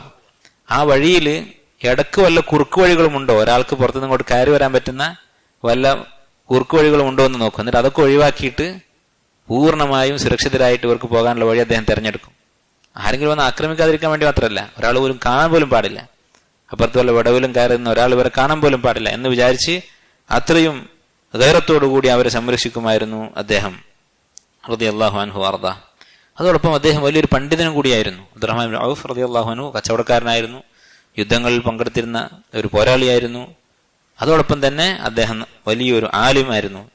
നബി സല്ലല്ലാഹു അലൈഹി വസല്ലമയുടെ സ്വഹാബത്തിൽപ്പെട്ട ശിഷ്യന്മാരിൽപ്പെട്ട ഒരു പ്രമുഖ പണ്ഡിതനായിരുന്നു അദ്ദേഹം. സ്വഹാബത്ത് പലരും അദ്ദേഹത്തോടായിരുന്നു ഫത്വ ചോദിക്കാറുണ്ടായിരുന്നത്. അതുപോലെ അദ്ദേഹം ഏറ്റവും കൂടുതൽ അറിയപ്പെട്ട വിഷയമാണ്, അദ്ദേഹത്തിന്റെ ചരിത്രത്തിൽ ഏറ്റവും കൂടുതൽ എടുത്തു കാണിക്കാവുന്ന സംഗതിയാണ് അദ്ദേഹത്തിന്റെ ഔദാര്യം, അദ്ദേഹത്തിന്റെ ദാനശീലം റളിയല്ലാഹു അൻഹു അർള. അദ്ദേഹം സ്വതക്ക ചെയ്ത ധാരാളം സംഭവങ്ങൾ കാണാൻ സാധിക്കും. നബി സല്ലല്ലാഹു അലൈഹി വസല്ലമ ജീവിച്ചിരിക്കുന്ന കാലത്ത് ഒരിക്കൽ അദ്ദേഹം സ്വന്തം സ്വത്തിന്റെ പകുതി സ്വതക്ക ചെയ്തു.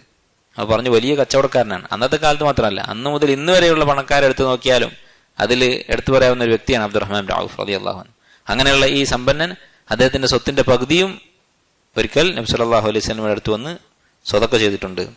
അതിനുശേഷം ആ സ്വത്തിന്റെ പകുതി കൊടുത്തതിന് ശേഷം അദ്ദേഹം ഒരിക്കൽ 40,000 ദീനാർ സ്വതക്ക ചെയ്തിട്ടുണ്ട്. ദീനാർ എന്ന് പറഞ്ഞാൽ സ്വർണ്ണ നാണയമാണ്. 40,000 സ്വർണ്ണ നാണയം അദ്ദേഹം പിന്നീട് സ്വതക്ക ചെയ്തിട്ടുണ്ട് ഒരിക്കലും. അതുപോലെ അള്ളാഹുവിന്റെ മാർഗത്തിൽ യുദ്ധത്തിന് വേണ്ടി, ജിഹാദിന് വേണ്ടി 500 കുതിരകൾ അദ്ദേഹം സ്വതക്ക ചെയ്തിട്ടുണ്ട് ഒരു പ്രാവശ്യം. അതുപോലെ ചരിത്രങ്ങളിൽ കാണാം, മദീനയിലുള്ള ആളുകളൊക്കെ, അഹ്ലുൽ മദീന, മദീനക്കാര് മുഴുവൻ അദ്ദേഹത്തിന്റെ ചെലവിലായിരുന്നു. എന്ന് പറഞ്ഞാൽ 1/3 ആളുകൾ, സുലുസുൻ യുഖ്രിലുഹും, 1/3 ആളുകൾ അദ്ദേഹത്തിന്റെ അടുത്ത് കടം വാങ്ങിയവരായിരിക്കും. മദീനയിൽ കടം വാങ്ങും, ആവശ്യം കഴിഞ്ഞാൽ തിരിച്ചു കൊടുക്കും, വീണ്ടും വാങ്ങും, തിരിച്ചു കൊടുക്കും. അങ്ങനെയുള്ള ആളുകളായിരുന്നു 1/3. വസുലുസുൻ യഖ്ലിദൈനഹും, ബാക്കി 1/3 ആളുകൾ അവരുടെ കടം വീട്ടാൻ വേണ്ടി അദ്ദേഹത്തിന്റെ അടുത്ത് വരും. വേറെ അടുത്തെങ്കിലും കടം വാങ്ങിയിട്ട് അതൊക്കെ അബ്ദുറഹ്മാൻ ഔഫ് ആയിരിക്കും വീട്ടിൽ കൊടുക്കുന്നത്. വയസുലു സുലുസൻ, ബാക്കി 1/3 ആളുകളെ അദ്ദേഹം സൗജന്യമായിട്ട് സഹായിക്കുന്നുണ്ടാവും, കടമൊന്നുമല്ലാതെ അദ്ദേഹം അങ്ങോട്ട് പോയിട്ട് സഹായിക്കുന്നുണ്ടാവും. ഇങ്ങനെ ഏതെങ്കിലും നിലക്ക് അദ്ദേഹത്തിന്റെ ആശ്രിതരായിരുന്നു മദീനയിലെ എല്ലാ ആളുകളും ഏകദേശം എന്ന് അദ്ദേഹത്തിന്റെ ചരിത്രത്തിൽ കാണാം. ഒരിക്കൽ അദ്ദേഹം ഒറ്റ ദിവസം 30 അടിമകളെ മോചിപ്പിച്ചു. ഒരു ദിവസം 30 അടിമകളെ അദ്ദേഹം വാങ്ങി മോചിപ്പിച്ചു. അദ്ദേഹം ആകെ കൂടി മോചിപ്പിച്ച അടിമകളുടെ എണ്ണം 30,000 കുടുംബങ്ങൾ. എന്നാൽ 30,000 വീട്ടിൽ എത്ര ആൾക്കാരുണ്ടാവും അത്രയും അടിമകൾ അദ്ദേഹം മോചിപ്പിച്ചിട്ടുണ്ട്. സുബ്ഹാനല്ലാഹ്, അത്രമാത്രം അള്ളാഹുവിന്റെ മാർഗത്തിൽ അദ്ദേഹം ചെലവഴിച്ചു. ഒരിക്കൽ അദ്ദേഹം 700 വാഹനങ്ങൾ, കുതിരയാവാം ഒട്ടകമാകാം, അതിനെ ഒറ്റയടിക്ക് സദഖ ചെയ്തിട്ടുണ്ട്. അതിന്റെ പുറത്ത് വിഭവങ്ങളടക്കം, ഭക്ഷണം അടക്കം സാധുക്കൾക്ക് വേണ്ടി അദ്ദേഹം സദഖ ചെയ്തിട്ടുണ്ട്. ഉമ്മഹാത്തുൽ മുഅ്മിനീനായിട്ടുള്ള നബി സല്ലല്ലാഹു അലൈഹി വസല്ലമയുടെ ഭാര്യമാർ, അവർക്ക് വേണ്ടി അദ്ദേഹം ധാരാളം ചെലവഴിക്കാറുണ്ടായിരുന്നു. അവർക്ക് എന്തെങ്കിലും ആവശ്യമുണ്ട് എന്ന് കേട്ടാൽ അദ്ദേഹം അത് നടപ്പിലാക്കി കൊടുക്കും. ഒരിക്കൽ 40,000 ദീനാറ് വാങ്ങിക്കൊണ്ട് തന്റെ ഒരു ഭൂമി അദ്ദേഹം കച്ചവടം ചെയ്തു. ഭൂമി വിറ്റ് 40,000 ദീനാർ കിട്ടി. അത് അദ്ദേഹം മുഹാജിറുകൾക്കും ഉമ്മഹാത്തുൽ മുഅ്മിനീനുമായിട്ട് വിതരണം ചെയ്തു. ആ കിട്ടിയ പണം മുഴുവനായിട്ട് വിതരണം ചെയ്തു. അങ്ങനെ വിതരണം ചെയ്തപ്പോൾ ആയിഷ റളിയല്ലാഹു അൻഹയുടെ അടുത്തെത്തി. അവർക്കുള്ള ഓഹരി അവരുടെ അടുത്തെത്തിയപ്പോൾ അവർ ചോദിച്ചു, മൻ അർസല ബിഹാദ, ആരാണത് കൊടുത്തയച്ചത്? ഖാലു അബ്ദുറഹ്മാൻ, അവർ പറഞ്ഞു അബ്ദുറഹ്മാനാണ്, അബ്ദുറഹ്മാൻ ബിൻ ഔഫാണ്. ഖാലത്ത്, ആയിഷ റളിയല്ലാഹു അൻഹ പറഞ്ഞു, അമാ ഇന്നി സമിഅ്തു റസൂലല്ലാഹി സ്വല്ലല്ലാഹു അലൈഹി വസല്ലം യഖൂൽ, നബി സല്ലല്ലാഹു അലൈഹി വസല്ലം പറഞ്ഞത് ഞാൻ കേട്ടിട്ടുണ്ട്, ഇന്ന അംറകുന്ന ലമിമ്മാ യുഹിമ്മുനി ബഅദി, എന്റെ കാലശേഷം ഞാൻ വിഷമിക്കുന്ന ഒരു കാര്യമാണ്, എന്റെ കാലശേഷം സംഭവിക്കുന്നത് ഓർത്തിട്ട് ഞാൻ വിഷമിക്കുന്ന ഒരു കാര്യമാണ് നിങ്ങളുടെ വിഷയം. ഞാൻ മരിച്ചാൽ നിങ്ങൾ എങ്ങനെ ജീവിക്കുമെന്നുള്ളത്. അത് തവക്കുലില്ലാത്തത് കൊണ്ടല്ല, ഒരു പേടി, ഒരു വിഷമം എല്ലാവർക്കും ഉണ്ടാകും. തന്റെ കുടുംബം, തന്റെ കാലശേഷം എന്താകുമെന്നുള്ള വിഷമം അതെനിക്കുണ്ട്. വലൻ യസ്ബിർ അലൈകുന്ന ഇല്ല സ്വാബിറൂൻ, സ്വാബിറായിട്ടുള്ള ക്ഷമയുള്ള ആളുകളല്ലാതെ നിങ്ങളെ നോക്കുകയില്ല, നിങ്ങളുടെ കാര്യത്തിൽ ക്ഷമയോടെ നിങ്ങൾക്ക് വേണ്ട കാര്യങ്ങൾ ചെയ്തു തരികയില്ല എന്ന് പറഞ്ഞു. സുമ്മക്കാലത്ത് എന്നിട്ട് ആയിഷ റളിയല്ലാഹു അൻഹ പറഞ്ഞു, ഫസഖല്ലാഹു ഇബ്നു ഔഫ് മിൻ സൽസബീൽ ജന്ന, അബ്ദുറഹ്മാൻ ബിൻ ഔഫിന് അല്ലാഹു സ്വർഗ്ഗത്തിലെ അരുവിയിൽ നിന്ന് കുടിപ്പിക്കട്ടെ എന്ന് ആയിഷ റളിയല്ലാഹു അൻഹ പറയുകയുണ്ടായി. അദ്ദേഹം മരണാസന്നനായി കിടക്കുന്ന സമയത്ത് 50,000 ദീനാർ സദഖ ചെയ്തു. 50,000 സ്വർണ്ണ നാണയം അള്ളാഹുവിന്റെ മാർഗത്തിൽ അദ്ദേഹം സദഖ ചെയ്തു. അതുപോലെ തന്നെ 1000 കുതിരകൾ ജിഹാദിന് വേണ്ടി അദ്ദേഹം സദഖ ചെയ്തു, വസിയത്തായിട്ട് എഴുതി വെച്ചു.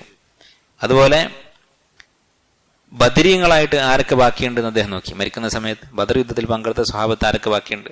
100 ബദരീങ്ങൾ ബാക്കിയുണ്ട്. അദ്ദേഹം അതിൽ ഓരോരുത്തർക്കും 400 ദീനാർ വെച്ച് കൊടുത്തു. അതുപോലെ ഒരു വലിയ തോട്ടം തന്നെ 4 ലക്ഷം ദീനാർ വിലയുള്ള ഒരു തോട്ടം അത് അദ്ദേഹം ഉമ്മഹാത്തുൽ മുഅ്മിനീന്റെ പേരിൽ നബിയുടെ ഭാര്യമാർക്ക് വേണ്ടി വഖഫ് ചെയ്തു, വസിയത്ത് ചെയ്തു. ഇതൊക്കെ അദ്ദേഹം ചെയ്തിട്ടുള്ള കാര്യങ്ങളാണ്, അദ്ദേഹം സദഖ ചെയ്തിട്ടുള്ള ഉദാഹരണങ്ങളാണ്. വലിയ കച്ചവടക്കാരനായിരുന്നു, അത്രയധികം സമ്പത്തുള്ള ആളായിരുന്നു. പക്ഷെ അതൊക്കെ അള്ളാഹുവിന്റെ മാർഗത്തിൽ അദ്ദേഹം ചെലവഴിക്കുകയായിരുന്നു. ഉമറുൽ ഫാറൂഖ് റളിയല്ലാഹു അൻഹുവിന്റെ ഖിലാഫത്തിന്റെ കാലത്ത് അദ്ദേഹത്തിന്റെ ജീവിതത്തിൽ നടന്ന ചില സംഭവങ്ങൾ കാണാം. അദ്ദേഹം ഹജ്ജിന്റെ അമീറായിരുന്നു. ഉമർ റളിയല്ലാഹു അൻഹു ഭരിക്കുന്ന സമയത്ത് 1-ാമത്തെ വർഷം, ബാക്കിയുള്ള വർഷങ്ങളൊക്കെ ഉമർ റളിയല്ലാഹു അൻഹു തന്നെയായിരുന്നു അമീർ. 1-ാമത്തെ വർഷം അബ്ദുറഹ്മാൻ ബിൻ ഔഫിനെയാണ് ഹജ്ജിന്റെ അമീറായി നിയമിച്ചത്. അതുപോലെ തന്നെ ഖിലാഫത്തുമായി ബന്ധപ്പെട്ട, രാജ്യഭരണവുമായി ബന്ധപ്പെട്ട എന്തെങ്കിലും കാര്യത്തിൽ ഷൂറ കൂടണമെന്നുണ്ടെങ്കിൽ, ഒരു അഭിപ്രായം ചോദിക്കണമെന്നുണ്ടെങ്കിൽ ഉമർ റളിയല്ലാഹു അൻഹു ചോദിക്കാറുള്ളത് ഒന്ന് അബ്ദുറഹ്മാൻ ബിൻ ഔഫിനോടായിരുന്നു. അദ്ദേഹം അത്രയും ഫിഖ്ഹുള്ള, അറിവുള്ള ആളായിരുന്നു. ഉമർ റളിയല്ലാഹു അൻഹുവിന്റെ ജീവിതത്തിൽ അദ്ദേഹത്തിന്റെ ഷൂറ, അദ്ദേഹത്തിന്റെ അഭിപ്രായം വളരെയധികം ഉപകാരപ്പെട്ട ഒരു സംഭവമാണ്.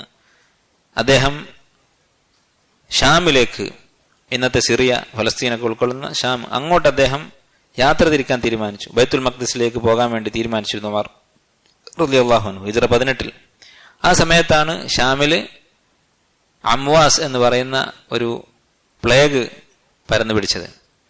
ഈ പ്ലേഗിൽ ഒരുപാട് സ്വഹാബത്തൊക്കെ മരിച്ചിട്ടുണ്ട്. സ്വഹാബത്തിന്റെ കാലത്ത് നടന്ന വലിയൊരു മുസീബത്തായിരുന്നു.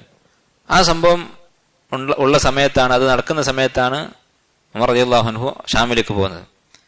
അപ്പൊ ഈ യാത്ര പകുതി വെച്ച് നിർത്തി മടങ്ങണമെന്ന് പല സ്വഹാബിമാരും അദ്ദേഹത്തെ ഉപദേശിച്ചു. യാത്ര തുടങ്ങിയതിനു ശേഷമാണ് അവർ അഭിപ്രായം പറയുന്നത്. ഉമർ റളിയല്ലാഹു അൻഹു അബ്ദുറഹ്മാൻ ബിൻ ഔഫിനോട് അഭിപ്രായം ചോദിച്ചു. അദ്ദേഹം പറഞ്ഞു, ഇന്ന ഇൻദി ഫി ഹാദാ ഇൽമ, ഈ വിഷയത്തിൽ എൻ്റെ അടുത്ത് ഒരു ഇൽമുണ്ട്. സമിഅ്തു റസൂലല്ലാഹി സ്വല്ലല്ലാഹു അലൈഹി വസല്ലം യഖൂൽ, നബി സല്ലല്ലാഹു അലൈഹി വസല്ലം പറയുന്നത് ഞാൻ കേട്ടിട്ടുണ്ട് എന്ന് പറഞ്ഞു. അപ്പൊ ഇൽമ് എന്ന് പറഞ്ഞാൽ അത് ഹദീസാണ്, ആയത്താണ് എന്ന് സ്വഹാബത്തിന് തർക്കമില്ല. ഇൽമ് എന്ന് പറഞ്ഞിട്ട് ഹദീസാണ് പറഞ്ഞു കൊടുക്കുന്നത്. എന്താണ് ഹദീസ്?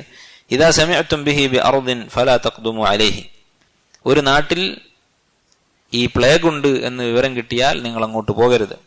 വഇദാ വഖഅ ബിഅർദിൻ വഅൻതും ബിഹാ ഫലാ തഖ്റുജു ഫിറാറൻ മിൻഹു, ഒരു നാട്ടിൽ പ്ലേഗ് വന്നു കഴിഞ്ഞാൽ നിങ്ങൾ അവിടെ ഉണ്ടെങ്കിൽ അവിടെ നിന്ന് നിങ്ങൾ പുറത്തേക്കും ഓടിപ്പോകരുത്. എന്തുകൊണ്ടാണ് പ്ലേഗ് ഉള്ള നാട്ടിലേക്ക് അങ്ങോട്ട് പോകരുത് എന്ന് പറഞ്ഞത്? കാരണം അത് പകരാൻ സാധ്യതയുണ്ട്. ഒരു മുസീബത്ത് നമ്മളായിട്ട് ക്ഷണിച്ചു വരുത്താൻ പാടില്ല. എന്തുകൊണ്ടാണ് പ്ലേഗ് ഉള്ള നാട്ടിൽ നിന്ന് ഓടി രക്ഷപ്പെട്ടതെന്ന് പറഞ്ഞത്? പ്ലേഗ് ബാധിച്ച് മരിക്കുക എന്ന് പറയുന്നത് മറ്റ് ഹദീസുകൾ കാണാം ഷഹീദിന്റെ സ്ഥാനമുള്ള കാര്യമാണ്. അപ്പൊ അള്ളാഹുൽ തവക്കുലാക്കിക്കൊണ്ട് അത് ഏറ്റുവാങ്ങുക എന്നുള്ളതാണ് ഏറ്റവും നല്ലത് അവിടെ ഉള്ള ഒരാളെ സംബന്ധിച്ചിടത്തോളം. അതുപോലെ തന്നെ മറ്റു നാടുകളിലുള്ള ആളുകൾക്ക് അതുകൊണ്ട് ഉപദ്രവം ഉണ്ടാകാതിരിക്കാനും അതാണ് നല്ലത്. അപ്പൊ അങ്ങനെ ഈ ഹദീസ് അദ്ദേഹം പറഞ്ഞു കൊടുത്തപ്പോ ഫഹമിദ് അല്ലാഹ ഉമറു സുമ്മൻ സറഫ്, ഉമർ റളിയല്ലാഹു അൻഹു അല്ലാഹുവിനെ സ്തുതിച്ച് അദ്ദേഹം മടങ്ങി, അദ്ദേഹം തിരിച്ചുപോയി. അതുപോലെ തന്നെ മറ്റൊരു സന്ദർഭം ഇദ്ദേഹം അഭിപ്രായം പറഞ്ഞു കൊടുത്ത മറ്റൊരു സന്ദർഭമാണ് പേർഷ്യ കീഴടക്കിയ സന്ദർഭം. പേർഷ്യ എന്ന് പറഞ്ഞാൽ ഇന്നത്തെ ഇറാൻ നിൽക്കുന്ന പ്രദേശം. ആ പ്രദേശം സ്വഹാബത്തിന്റെ കാലത്ത് കീഴടക്കിയപ്പോൾ അവിടെ മജൂസികളായിരുന്നു ഉണ്ടായിരുന്നത്, തീനെ ആരാധിക്കുന്ന ആളുകളാണ്. അപ്പൊ അവരുടെ അടുത്ത് നിന്ന് ജിസിയ വാങ്ങാമോ പാടില്ലേ എന്നൊരു അഭിപ്രായ വ്യത്യാസമുണ്ടായി. ജിസിയ എന്ന് പറഞ്ഞാൽ ഒരു രാജ്യം മുസ്ലിമീങ്ങൾ യുദ്ധം ചെയ്ത് കീഴടക്കിയാൽ അവിടെയുള്ള ആളുകളുടെ അടുത്ത് നിന്ന്, അവിടെ ഇസ്ലാം സ്വീകരിക്കാത്ത ആളുകളുടെ അടുത്ത് നിന്ന് വാങ്ങുന്ന പണത്തിനാണ് ജിസിയ എന്ന് പറയുന്നത്, വർഷാവർഷം വാങ്ങുന്ന സംഖ്യ. അപ്പൊ അത് അഹ്ലുൽ കിതാബാണെങ്കിൽ യഹൂദികളോ നസ്രാണികളുമാണ് ആ നാട്ടിലെങ്കിൽ ജിസിയ വാങ്ങിയതിന് തെളിവുണ്ട്, നബി സല്ലല്ലാഹു അലൈഹി വസല്ലം വാങ്ങിയിട്ടുണ്ട്. പക്ഷെ മജൂസികളാണെങ്കിൽ എന്ത് ചെയ്യണം? അങ്ങനെ അഭിപ്രായ വ്യത്യാസമുണ്ടായി, വാങ്ങാൻ പാടുണ്ടോ ഇല്ലേ എന്നുള്ള കാര്യത്തിൽ. അപ്പൊ അബ്ദുറഹ്മാൻ ബിൻ ഔഫ് റളിയല്ലാഹു അൻഹു പറഞ്ഞു കൊടുത്തു, നബി സല്ലല്ലാഹു അലൈഹി വസല്ലമ ഹിജ്ർ എന്ന് പറയുന്ന സ്ഥലത്ത് മജൂസികളെ ആക്രമിക്കുകയും അവരുടെ അടുത്ത് നിന്ന് ജിസിയ വാങ്ങുകയും ചെയ്തിട്ടുണ്ട് എന്ന കാര്യം പറഞ്ഞു കൊടുത്തു. അങ്ങനെ ജിസിയ വാങ്ങാം എന്ന് ഉമർ റളിയല്ലാഹു അൻഹു തീരുമാനിച്ചു. ഉമർ റളിയല്ലാഹു അൻഹു അദ്ദേഹത്തെ കുറിച്ച് പറയാറുള്ളത്, അബ്ദുറഹ്മാൻ ബിൻ ഔഫിനെ കുറിച്ച് പറയാറുള്ളത് സയ്യിദൻ മിൻ സാദാത്തിൽ മുസ്ലിമീൻ, മുസ്ലിമീങ്ങളുടെ ഒരു നേതാവാണ്, സയ്യിദാണ് ഇദ്ദേഹം എന്ന് പറയാറുണ്ട്. അതുപോലെ ഉമർ റളിയല്ലാഹുവിന്റെ വഫാത്തിന്റെ സമയത്ത് അടുത്ത ഖലീഫ ആരാകണം എന്ന് തെരഞ്ഞെടുക്കാൻ വേണ്ടി 6 പേരെ അഹ്ലു ശൂറ എന്ന് പറഞ്ഞ 6 പേരെ ഉമർ റളിയല്ലാഹു ഏൽപ്പിച്ചിരുന്നു. നബി സല്ലല്ലാഹു അലൈഹി വസല്ലം ഏറ്റവും കൂടുതൽ തൃപ്തിപ്പെട്ടിട്ടുള്ള ആളുകൾ, അവരിൽ ബാക്കിയുള്ള 6 പേർ എന്ന് പറഞ്ഞുകൊണ്ടാണ് ഉമർ റളിയല്ലാഹു അൻഹു ആ 6 പേരെ നിശ്ചയിച്ചത്. അതിലൊരാളായിരുന്നു അബ്ദുറഹ്മാൻ ബിൻ ഔഫ്. അതിലൊരാളായിരുന്നു എന്ന് മാത്രമല്ല, അദ്ദേഹം ആദ്യം തന്നെ പറഞ്ഞു, ഖലീഫയുടെ ചർച്ച തുടങ്ങിയപ്പോൾ തന്നെ അദ്ദേഹം പറഞ്ഞു, ഞാൻ ഏതായാലും ഖലീഫയാവുകയില്ല എന്ന് അദ്ദേഹം പറഞ്ഞു. ആ 6 ഞാൻ പാടില്ല എന്ന്, അബ്ദുറഹ്മാൻ ബിൻ ഔഫ് റളിയല്ലാഹു അൻഹു ഖലീഫയാകാൻ പാടില്ല എന്ന് അദ്ദേഹം തന്നെ ആദ്യം പ്രഖ്യാപിച്ചു. ഇത് അദ്ദേഹത്തിന് വലിയൊരു മൻഖബ, വലിയൊരു മഹത്വമായിട്ട് പണ്ഡിതന്മാർ പറഞ്ഞിട്ടുള്ളതാണ്. കാരണം ഒരു പ്രശ്നം അദ്ദേഹം കുറച്ചു, ഒരു ചർച്ചയിൽ, ആ ചർച്ചയിൽ ഒരു ഭാഗം അദ്ദേഹം കുറച്ചു. മാത്രമല്ല അദ്ദേഹത്തിന്റെ എളാപ്പന്റെ മകനാണ് സഅദ് ബിൻ അബി വഖാസ് റളിയല്ലാഹു അൻഹു. അദ്ദേഹത്തെ ഖലീഫയാക്കാനും അബ്ദുറഹ്മാൻ ബിൻ ഔഫ് താല്പര്യം കാണിച്ചില്ല, അദ്ദേഹം അനുകൂലമായി സംസാരിച്ചില്ല. അങ്ങനെ ആ അഭിപ്രായ വ്യത്യാസം കുറക്കാൻ വേണ്ടിയിട്ട് അദ്ദേഹം പരമാവധി ശ്രമിക്കുകയും ഉസ്മാൻ റളിയല്ലാഹു അൻഹുവിനെ ഖലീഫയായി തീരുമാനിക്കുകയും ചെയ്തു. ഇതൊക്കെ അദ്ദേഹത്തിന്റെ മഹത്വങ്ങൾപ്പെട്ടതാണ്. അതുപോലെ അദ്ദേഹം അമാനത്തിന്റെ പേരിൽ അറിയപ്പെട്ട ആളായിരുന്നു. വിശ്വസ്തത, അമാനത്ത് എന്ന് പറഞ്ഞാൽ അത് ഈമാനിന്റെ കൂടെ ഉള്ളതാണ്. ഒരു ഹദീസിൽ കാണാം, ഇന്നൽ അമാനത വൽ ഈമാന ഖുരിനാ ജമീഅൻ, അമാനത്തും ഈമാനും ഒരുമിച്ചുള്ളതാണ്. അതുപോലെ ലാ ഈമാന ലിമൻ ലാ അമാനത ലഹു, അമാനത്തില്ലാത്തവൻ ഈമാനില്ല. ലാ ഈമാന ലിമൻ ലാ അമാനത ലഹു, ഈമാൻ അമാനത്ത് വിശ്വസ്തതയില്ലാത്തവന് ഈമാനില്ല എന്ന് നബി സല്ലല്ലാഹു അലൈഹി വസല്ലം പറഞ്ഞിട്ടുണ്ട്. അപ്പൊ അദ്ദേഹം അമാനത്തിന്റെ പേരിൽ അറിയപ്പെട്ട ആളായിരുന്നു. ഉസ്മാൻ ബിൻ അഫ്ഫാൻ റളിയല്ലാഹു അൻഹു അദ്ദേഹം അബ്ദുറഹ്മാൻ ബിൻ ഔഫിനെ കുറിച്ച് പറഞ്ഞു, അബ്ദുറഹ്മാൻ ജായിസു ഷഹാദത്തി ലഹു വ അലൈഹി, അബ്ദുറഹ്മാൻ ബിൻ ഔഫ് ഒരു കേസിൽ സാക്ഷി പറയുകയാണെങ്കിൽ അതെന്തായാലും സ്വീകരിക്കണം. ആ സാക്ഷ്യം അദ്ദേഹത്തിന് അനുകൂലമായാലും എതിരായാലും. അല്ല, ഇപ്പൊ ഒരു കോടതിയിൽ ഒരാൾ വന്നിട്ട് അവനവന് തന്നെ എതിരായിട്ട് സാക്ഷി നിന്നാൽ, ഒരു കുറ്റം സ്വയം സമ്മതിച്ചാൽ അത് എന്തായാലും സ്വീകരിക്കും. കാരണം ആരും അങ്ങനെ ചെയ്യാറില്ല. ഞാൻ തന്നെയാണ് ഈ തെറ്റ് ചെയ്തത് എന്ന് പറഞ്ഞ് തനിക്കെതിരായി തന്നെ സാക്ഷി പറയുക. പക്ഷെ അദ്ദേഹം തനിക്ക് അനുകൂലമായിട്ട് പറഞ്ഞാലും അതുപോലെ തന്നെയാണ് എന്ന് ഉസ്മാൻ റളിയല്ലാഹു അൻഹു പറയുമായിരുന്നു. അദ്ദേഹം എന്ത് പറഞ്ഞാലും അത് വിശ്വസിക്കണം എന്നർത്ഥം. അത്രയും അമാനത്തുള്ള സത്യസന്ധതയുള്ള വ്യക്തിയായിരുന്നു അബ്ദുറഹ്മാൻ ബിൻ ഔഫ് റളിയല്ലാഹു അൻഹു. അദ്ദേഹത്തിന്റെ വിനയവും അതുപോലെ തന്നെ ദുനിയാവിനോടുള്ള വിരക്തിയും സ്വയം വിചാരണ നടത്തിയിരുന്നത് നമുക്ക് അറിയപ്പെട്ട കാര്യമാണ്. നമ്മൾ പറഞ്ഞിട്ടുണ്ട്, അദ്ദേഹം വലിയ ഐശ്വര്യവാനായ നല്ല സമ്പത്തുള്ള ഒരു മനുഷ്യനായിരുന്നു. പക്ഷെ അതുകൊണ്ട് അദ്ദേഹത്തിന്റെ വിനയം കൂടുകയാണ് ചെയ്തത്. വലിയ കച്ചവടക്കാരനും സമ്പന്നനും ഒക്കെ ആയിരുന്നു. ഇന്ന് സമ്പത്തുള്ള ആളുകൾക്ക്, കച്ചവടക്കാർക്കൊക്കെ ഒരു മാതൃകയാണ് അദ്ദേഹം. മുസ്ലിമായ കച്ചവടക്കാർ, പൈസ ഉള്ള ആൾക്കാർ, സമ്പന്നരായിട്ടുള്ള ആളുകൾ, അവർ പഠിക്കേണ്ട ചരിത്രമാണ് അബ്ദുറഹ്മാൻ ബിൻ ഔഫ് റളിയല്ലാഹുവിൻ്റെത്. അദ്ദേഹം അങ്ങേയറ്റം നിസ്സാരനായിട്ടായിരുന്നു സ്വയം കണ്ടിരുന്നത്. നൗഫൽ ഇബ്നു ഇയാസ് അൽ ഹുദലി റഹിമഹുല്ലാഹ് അദ്ദേഹം പറയുകയാണ്, ഖാൻ അബ്ദുറഹ്മാൻ ബിൻ ഔഫ് ലനാ ജലീസൻ, അബ്ദുറഹ്മാൻ ബിൻ ഔഫ് ഞങ്ങളുടെ കൂടെ ഇരിക്കുന്ന ഒരാളായിരുന്നു, ഞങ്ങളുടെ സുഹൃത്തായിരുന്നു. വകാന നിഅമൽ ജലീസ്, അദ്ദേഹം എന്ത് നല്ല കൂട്ടുകാരനാണ്. വഇന്നഹു ഖലബ ബിനാ ദാത യൗമിൻ ഹത്താ അദ്ഖലനാ ബൈതഹ, ഒരു ദിവസം ഞങ്ങൾ അദ്ദേഹം വീട്ടിലേക്ക് കൊണ്ടുപോയി. ദഖല ഫഗ്തസൽ, അദ്ദേഹം ഞങ്ങളെ പുറത്തിരുത്തിയിട്ട് വീട്ടിലെ മജ്ലിസിൽ ഇരുത്തിയിട്ട് അകത്ത് പോയി കുളിച്ചു വന്നു. സുമ്മ ഖറജ ഫജലസ മഅന, പിന്നീട് ഇറങ്ങി വന്ന് ഞങ്ങളുടെ അടുത്തിരുന്നു. വഉതീനാ ബിസഹ്ഫത്തിൻ ഫീഹാ ഖുബ്സുൻ വലഹം, അങ്ങനെ ഇരിക്കുന്ന സമയത്ത് ആ വീട്ടിലെ ആരോ ഒരു പാത്രത്തിൽ ഒരു തളികയിൽ ഖുബ്സും ഇറച്ചിയും കൊണ്ടുവന്നു. ഫലമ്മ ഊദിഅത്, അത് അദ്ദേഹത്തിന്റെ മുന്നിൽ, ഞങ്ങളുടെയും അദ്ദേഹത്തിന്റെ മുന്നിലായിട്ട് വെച്ചപ്പോൾ ബക്ക അബ്ദുറഹ്മാൻ ബിൻ ഔഫ് റളിയല്ലാഹു അൻഹു കരഞ്ഞു. ഫഖുൽതു ലഹു, ഞാൻ അദ്ദേഹത്തോട് ചോദിച്ചു, യാ അബാ മുഹമ്മദ് മാ യുബ്കീക്, എന്താണ് താങ്കൾ കരയാൻ കാരണം എന്ന് ചോദിച്ചു. ഖാല, അദ്ദേഹം പറഞ്ഞു, ഹലക റസൂലുള്ളാഹി സ്വല്ലല്ലാഹു അലൈഹി വസല്ലം വലം യശ്ബഅ ഹുവ വലാ അഹ്ലു ബൈതിഹി മിൻ ഖുബ്സി ശഈർ, അല്ലാഹുവിന്റെ റസൂലും അദ്ദേഹത്തിന്റെ വീട്ടുകാരും അവര് നബി സല്ലല്ലാഹു അലൈഹി വസല്ലമയുടെ ജീവിതകാലത്ത് ബാർലി കൊണ്ടുള്ള റൊട്ടി വയറ് നിറയെ തിന്നിട്ടില്ല. നമ്മൾ മുമ്പ് പറഞ്ഞാണ്, ബാർലി ഗോതമ്പിനേക്കാൾ കുറച്ച് മുന്തിയ വിഭവമായിട്ടാണ് അന്ന് അറിയപ്പെട്ടിരുന്നത്. ആ ബാർലി കൊണ്ടുള്ള റൊട്ടി വയറ് നിറയെ കഴിക്കാത്ത ഒരു അവസ്ഥയിലാണ്, ഒരിക്കൽ പോലും കഴിക്കാതെയാണ് റസൂലുള്ളാഹി സ്വല്ലല്ലാഹു അലൈഹി വസല്ലം വഫാത്തായത്. ഫലാ അറാനാ ഉഖിർനാ ലിമാ ഹുവ ഖൈറുൻ ലനാ, പിന്നെ നമുക്ക് ഇപ്പോ അതിന് വ്യത്യസ്തമായിട്ട് നല്ല അവസ്ഥയാണുള്ളത്. നബി സല്ലല്ലാഹു അലൈഹി വസല്ലമയേക്കാൾ അവിടുത്തെ അവസ്ഥയേക്കാൾ ഒരു ഖൈറിലേക്ക് നമ്മൾ എത്തി എന്ന് വിശ്വസിക്കാൻ കഴിയുന്നില്ല. അപ്പൊ ഇതെന്തോ ഒരു ഷർറാണ് നമുക്ക് കിട്ടിയിട്ടുള്ളത് എന്നായിരുന്നു അദ്ദേഹത്തിന് തോന്നിയിരുന്നത്. അതുപോലെ ഒരിക്കൽ നോമ്പ് തുറക്കാൻ വേണ്ടി അദ്ദേഹത്തിന് മുന്നിൽ ഭക്ഷണം കൊണ്ടുവന്നു. ഇമാം ബുഖാരി ഉദ്ധരിച്ചിട്ടുള്ള സ്വഹീഹായ ഒരു സംഭവമാണ്. അദ്ദേഹത്തിന്റെ മുന്നിൽ നോമ്പ് തുറക്കാനുള്ള ഭക്ഷണം കൊണ്ടുവന്നു. അപ്പൊ അദ്ദേഹം പറഞ്ഞു, ഖുത്ല മുസ്അബ് ഇബ്നു ഉമൈർ റളിയല്ലാഹു അൻഹു വഹുവ ഖൈറുൻ മിന്നി, മുസ്അബ് ഇബ്നു ഉമൈർ റളിയല്ലാഹു അൻഹു കൊല്ലപ്പെട്ടു, അദ്ദേഹം എന്നെക്കാൾ നല്ലവനാണ്. കുഫിന ഫി ബുർദത്തിൻ ഇൻ ഖുത്തിയ റഅസുഹു ബദത് റിജ്ലാഹു, അദ്ദേഹത്തെ കഫൻ ചെയ്ത ആ പുതപ്പ്, അതുകൊണ്ട് തല മൂടിയാൽ കാല് പുറത്താണ്, കാല് മൂടിയാൽ തല പുറത്താണ്, ഇങ്ങനെ ഒരു കഫൻ പടവ് പോലും ഇല്ലാത്ത അവസ്ഥയിലാണ് മുസ്അബ് ഇബ്നു ഉമൈർ മരിച്ചുപോയത്. ഇത് വളരെ പ്രധാനപ്പെട്ട സംഗതിയാണ്. നമ്മൾ ദീനിന്റെ മാർഗത്തിലാണെങ്കിൽ, അള്ളാഹുവിന്റെ തൃപ്തിയിലാണ് ജീവിക്കുന്നതെങ്കിൽ, ഏതവസ്ഥയിലായിരുന്നാലും, ഇനി ശത്രുക്കളെ കൊണ്ട് കൊല്ലപ്പെടുകയോ കൊന്നിട്ടും രക്ഷയില്ലാത്ത അവസ്ഥ, കഫൻ ചെയ്യാൻ തുണി പോലുമില്ല, അങ്ങനെ ആയിരുന്നാൽ പോലും അതിൽ യാതൊരു കുഴപ്പവുമില്ല, അല്ലെ? ഇപ്പൊ അൽഹംദുലില്ലാഹ് ദീൻ വിജയിച്ചു എന്നല്ല അബ്ദുറഹ്മാൻ ബിൻ ഔഫ് പറയുന്നത്. അദ്ദേഹം പറയുന്നത് വാക്ക് നോക്കൂ നിങ്ങൾ. അദ്ദേഹം രണ്ടവസ്ഥയിലും ഒരു വ്യത്യാസം കാണുന്നില്ല. അവർ പീഡിപ്പിക്കപ്പെട്ടു, നമ്മൾ ആശ്വാസത്തിലാണ്, അതുകൊണ്ട് നമുക്കെന്തോ ദർജ കൂടിയത് കൊണ്ടാണ് ഇത് കിട്ടിയതെന്നല്ല അദ്ദേഹം വിചാരിക്കുന്നത്. മുസ്അബ് ഇബ്നു ഉമൈർ ഇങ്ങനെയാണ് മരിച്ചത്. വൈൻ ഖുത്തിയ റിജ്ലാഹു വദാ റഅസു വഖുദില ഹംസ റളിയല്ലാഹു അൻഹു വഹുവ ഖൈറുൻ മിന്നി, ഹംസത്ത് ബിൻ അബ്ദുൽ മുത്തലിബ്, രണ്ടുപേരും ഉഹദ് യുദ്ധത്തിൽ മരിച്ചവരാണ്. ഹംസത്ത് ബിൻ അബ്ദുൽ മുത്തലിബ് അദ്ദേഹം കൊല്ലപ്പെട്ടു, വഹുവ ഖൈറുൻ മിന്നി, അദ്ദേഹം എന്നെക്കാൾ നല്ലവനാണ്. സുമ്മ ബുസിത ലനാ മിന ദുനിയ മാ ബുസിത്, അതിനുശേഷം ദുനിയാവ് നമുക്ക് വിശാലമാക്കപ്പെട്ടു, അള്ളാഹു ദുനിയാവ് നമുക്ക് ധാരാളമായി തന്നു. ഉഅ്തീനാ മിന ദുനിയ മാ ഉഅ്തീനാ, ദുനിയാവിൽ നമുക്ക് കിട്ടിയതൊക്കെ കിട്ടി. വഖദ് ഖശീനാ അൻ തകൂന ഹസനാതുനാ ഉജ്ജിലത് ലനാ, ഞാൻ പേടിക്കുകയാണ് നമ്മൾ ചെയ്ത പുണ്യങ്ങൾക്കൊക്കെയുള്ള പ്രതിഫലം ദുനിയാവിൽ തന്നെ അള്ളാഹു തരികയാണോ?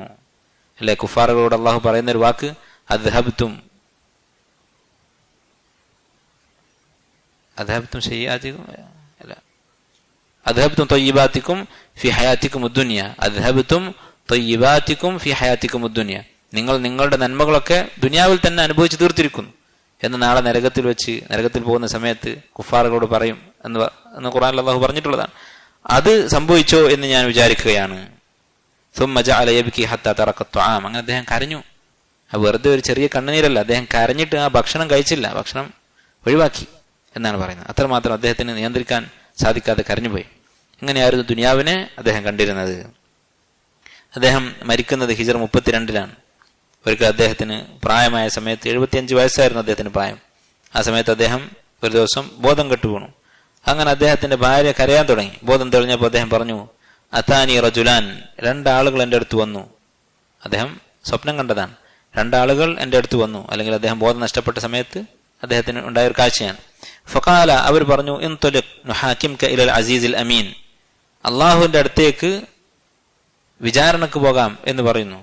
ഫലഖിയഹുമാ റജുലുൻ ഫഖാൽ, അങ്ങനെ അവർ ഇത് പറഞ്ഞ സമയത്ത് മൂന്നാമത്തെ ഒരാൾ വന്നിട്ട് പറഞ്ഞു, ലാ തൻതലിഖാ ബിഹി, അദ്ദേഹത്തെ കൊണ്ടുപോകേണ്ടതില്ല. ഫഇന്നഹു മിമ്മൻ സബഖത് ലഹു സആദതു ഫീ ബത്നി ഉമ്മിഹി, അദ്ദേഹം ഉമ്മയുടെ വയറ്റിൽ വെച്ച് തന്നെ സൗഭാഗ്യം രേഖപ്പെടുത്തപ്പെട്ട ആളാണ്.